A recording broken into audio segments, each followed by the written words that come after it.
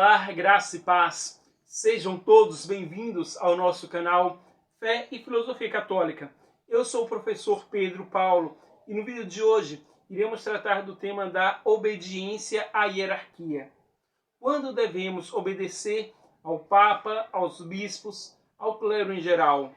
E quando é que essa desobediência é possível e em quais circunstâncias ela poderá ocorrer? E não dá para falar da obediência sem falar do que é dogma, doutrina e a mera opinião pessoal.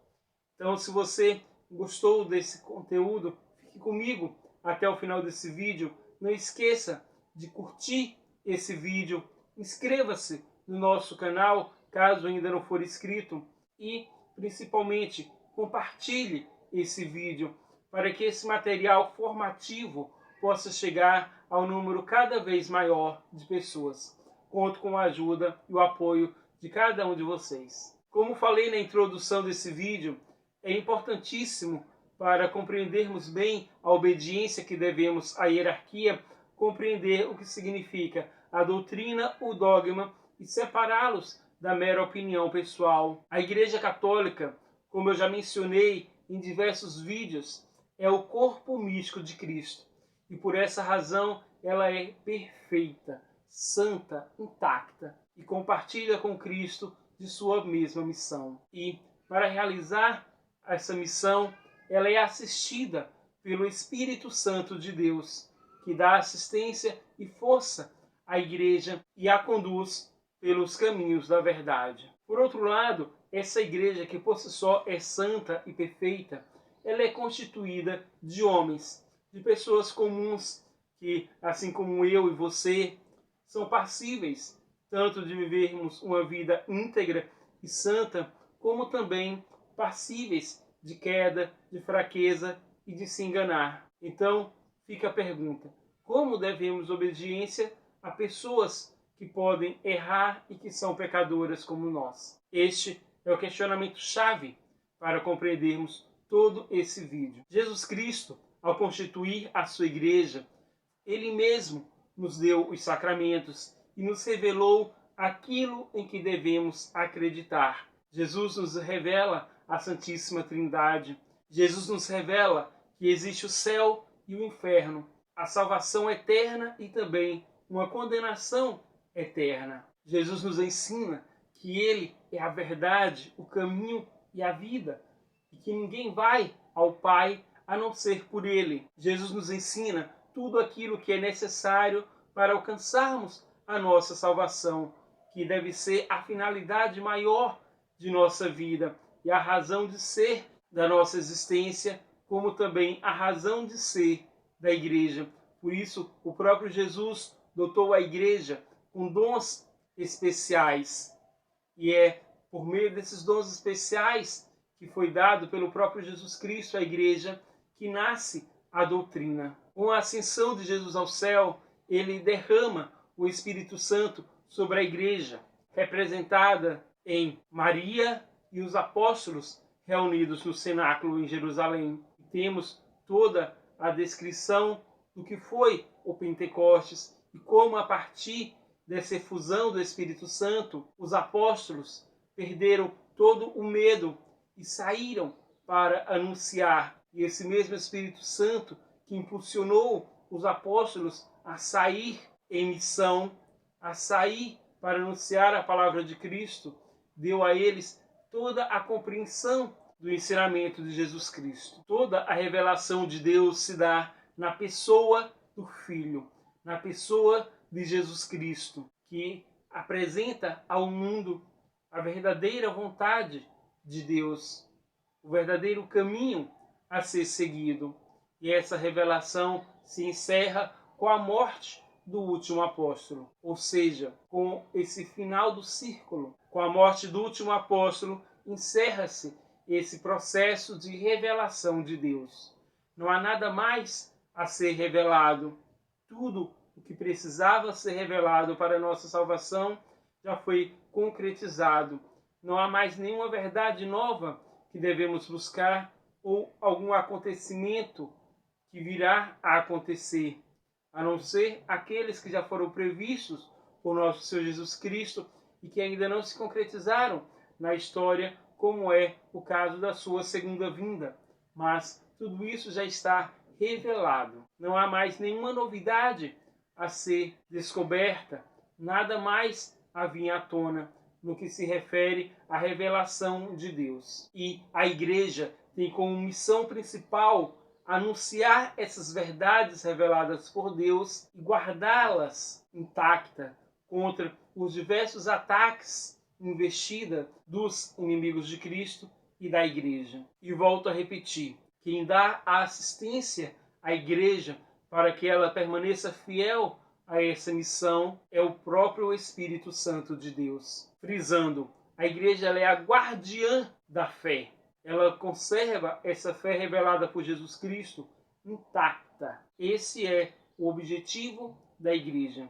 Por isso a igreja por si só não cria nada, como os inimigos da igreja costumam dizer que a igreja inventou isso, a igreja inventou aquilo. Nada disso. A igreja simplesmente anuncia e guarda intacto a revelação feita pelo próprio Jesus Cristo. Eu sei que você pode estar pensando agora que, sim, Pedro, é muito fácil compreender que a igreja ela possua essa infalibilidade, que a igreja ela é portadora dessa missão e guardadora da verdadeira fé. Isso compreendendo a igreja no seu aspecto formal, impessoal e abstrato. Mas nós não vemos o Espírito Santo agir. Nós não vemos o Espírito Santo ensinar. O que nós vemos e ouvimos são os padres, os bispos, o Papa, leigos, ensinando a doutrina. E é perceptível que nem sempre o que eles falam, o que eles pregam,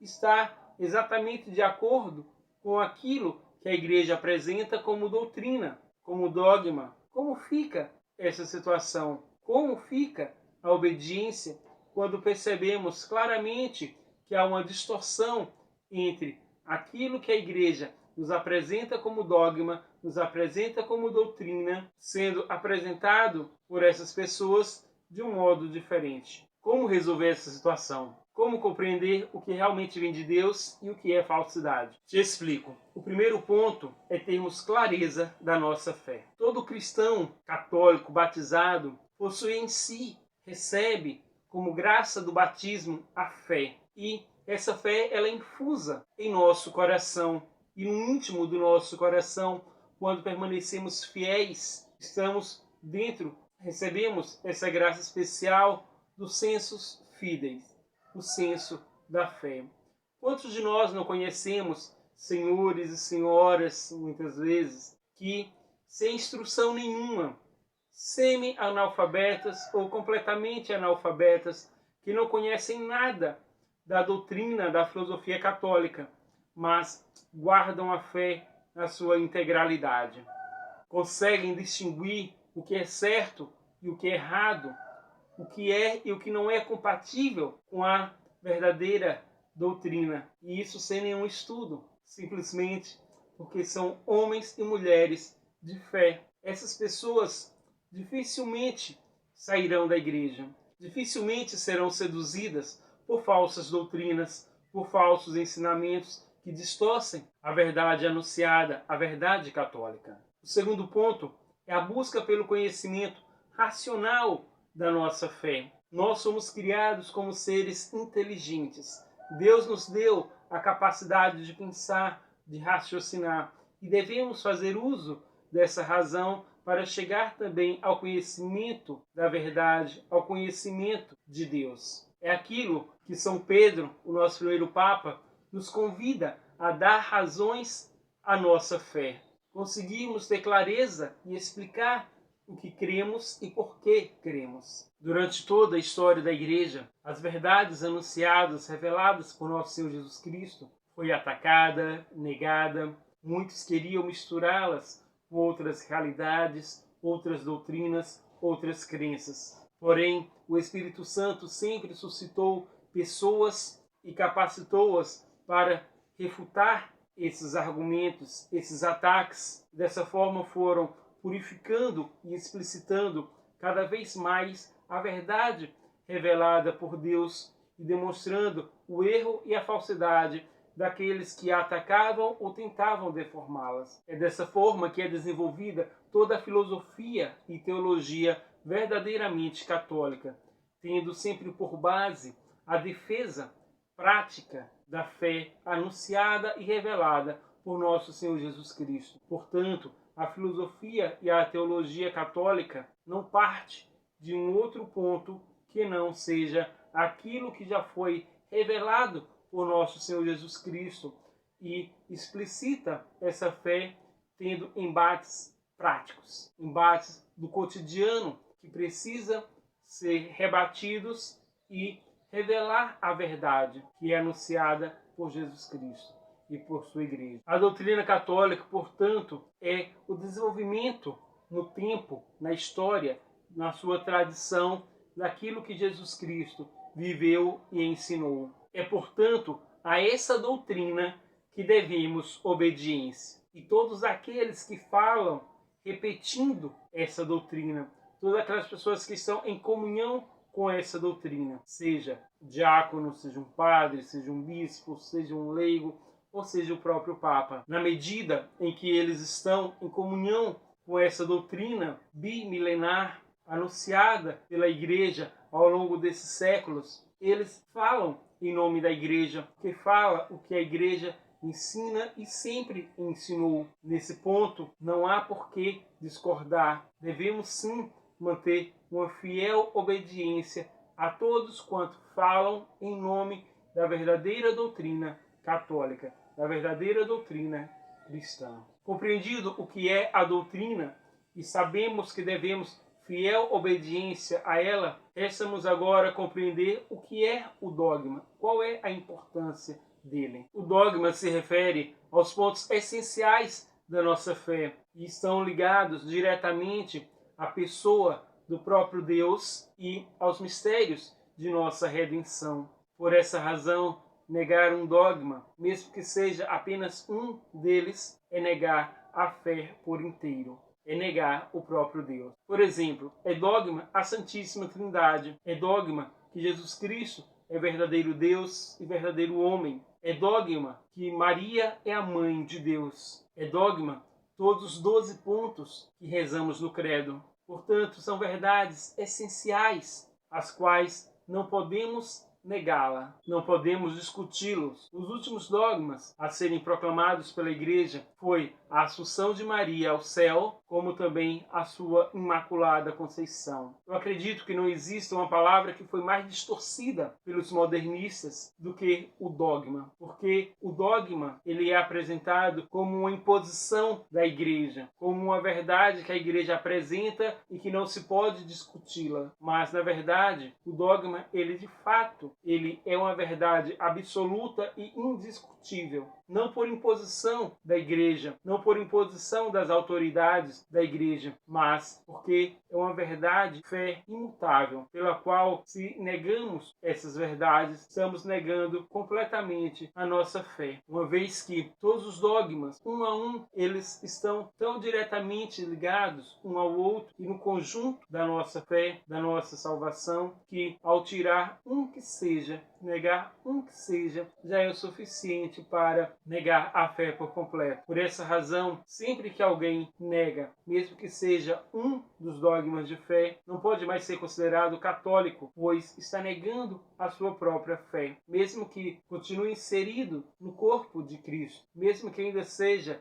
membro formal da Igreja, mas em seu íntimo ele já rompeu com Cristo e não é mais membro da Igreja. Por essa razão, nenhum membro da Igreja pode ser herege. Nenhum membro da Igreja pode anunciar o erro, pois uma vez que, mesmo que no seu íntimo, negue um desses pontos essenciais da fé, que é o dogma, já está automaticamente fora da comunhão com o corpo de Cristo. Pode até mesmo continuar figurado na estrutura visível da Igreja, como padre, como um bispo, mas já não é mais membro legítimo da Santa Igreja. Compreendendo todo esse processo, podemos agora tratar da questão da obediência com maior clareza. Devemos uma fiel obediência à hierarquia sempre que que ela está em comunhão plena com o ensinamento da igreja. Não faz sentido você obedecer a um homem, a uma pessoa, quando esse está em oposição clara àquilo que Deus ensina e que é repetido pela doutrina da igreja, pelos dogmas da igreja ao longo da tradição, ao longo dos séculos. E essa regra vale para toda a hierarquia, como também para os leigos, que não faz parte da hierarquia, mas que muitas vezes atuam como pregadores, atuam como teólogos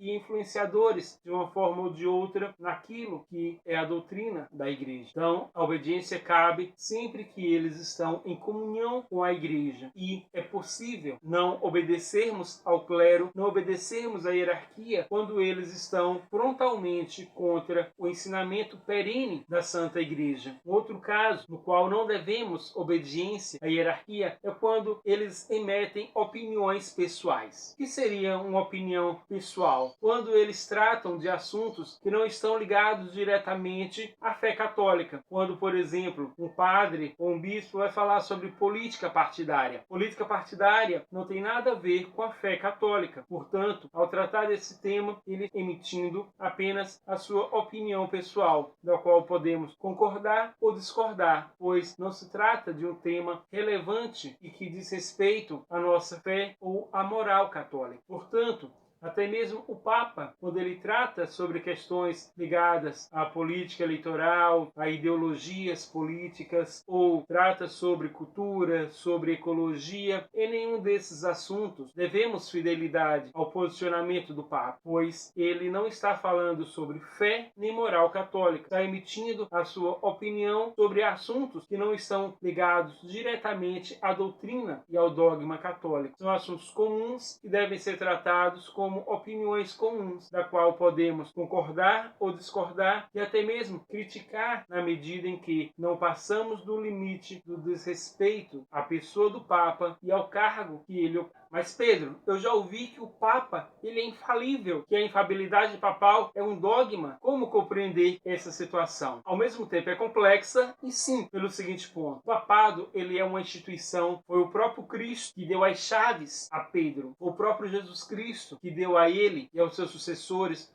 o poder de pontífice, de o que eles ligarem na terra serem ligados no céu, e o que eles desligarem no céu serem desligados também na terra. Ou seja, é um poder pontificial que tem a capacidade de modificar as coisas, as realidades terrenas e as realidades celestes. Para tal, o Papa deve ser assistido de uma infalibilidade. Ele não pode errar quando ele está exercendo o munus de pontífice, o munus de sucessor de São Pedro, está tratando de questões relevantes para a Igreja como um todo. Por isso, no Concílio Vaticano I, que constitui o dogma da infalibilidade papal, dar também quais são os critérios que devem ser usados para que essa infalibilidade papal seja de fato autêntica e o Papa haja de forma infalível. Vamos a esses pontos. Primeiro ponto, como eu já mencionei, é quando ele se dirige à Igreja e se pronuncia como sucessor de São Pedro, fazendo uso das chaves que foi recebida pelo apóstolo Pedro, pelo próprio Cristo. O segundo ponto, quando o objeto do qual está sendo tratado é essencialmente moral, fé ou costumes. Então, são apenas esses 3 pontos. Terceiro ponto, quando ensina a Igreja universal, ou seja, quando ensina a Igreja algo que deve ser seguido e obedecido em todas as dioceses e em todos os lugares do mundo. E o quarto ponto, e o mais importante, quando é manifesta a decisão de proclamar um dogma e não uma mera opinião, não uma mera advertência, ou reafirmando aquilo que a Igreja já tem como doutrina consolidada. Essa infalibilidade vem quando o Papa está decidido a proclamar um dogma e declarará anátema, ou seja, excomungado, todos aqueles que agirem de forma contrária ou não acreditarem naquilo que foi proclamado. Será automaticamente excomungado. Esses são os 4 critérios que o Papa usa usa para emitir e se posicionar de forma infalível. E a última vez que um Papa se utilizou desse dogma da infalibilidade, com todos esses requisitos, foi no ano de 1950, foi o Papa Pio IX, quando ele declarou o dogma da Imaculada Conceição de Nossa Senhora. Tivemos muito hoje uma tentativa, muitas vezes, de exaltar tanto essa obediência ao papado, que na verdade tem como objetivo destruir o próprio papado e atacar o papado, pois eleva tanto essa infalibilidade do Papa ao ponto de dizer que se o Papa fala algo que é considerado um erro ou que recebe alguma crítica ou não está completamente de acordo com a doutrina, já usa para dizer que o Papa não pode errar. E se o Papa errou, é porque ele não é Papa. Então, é uma desculpa muito usada pelos sede-vacantistas justamente para atacar todos os papas que vieram depois do Concílio Vaticano II. Por outro lado, não devemos obedecer o Papa somente quando ele fala de modo infalível, mas devemos obediência ao Papa pelo cargo que ele ocupa e todas as vezes em que ele fala de acordo com a doutrina católica, todas as vezes que ele exatamente está em conformidade com a doutrina. Não apenas o Papa, mas os bispos e toda a hierarquia devem ser obedecidos na medida em que estão em comunhão com a Igreja. Como católicos, temos a missão e a obrigação de conservar nossa fé íntegra. Por vezes, para manter essa fé íntegra, é necessário sim, com amor, com misericórdia, discordar, criticar algumas coisas que são faladas e realizadas pelas autoridades da Igreja, pois o Espírito Santo suscita, em defesa da verdadeira fé e da verdadeira doutrina, pessoas que irão mantê-la íntegra. Como o próprio Jesus Cristo diz, as portas do inferno nunca prevalecerão contra a Igreja. Portanto, sejamos humildes, sejamos simples, sejamos obedientes aos nossos pastores e obedientes, acima de tudo, a Deus. Sabemos que Deus conduz a sua Igreja. Obrigado por me acompanhar até aqui. E se você ficou comigo até aqui, quero te pedir um favor. Se você ainda não for inscrito no canal, eu peço que se inscreva. Se já é inscrito, peço que compartilhe esse vídeo para que ele possa chegar às pessoas que estão buscando uma formação católica mais sólida e também aqueles que necessitam conhecer a verdade católica. Fiquem todos na paz de Deus e, como sempre, aquele abraço.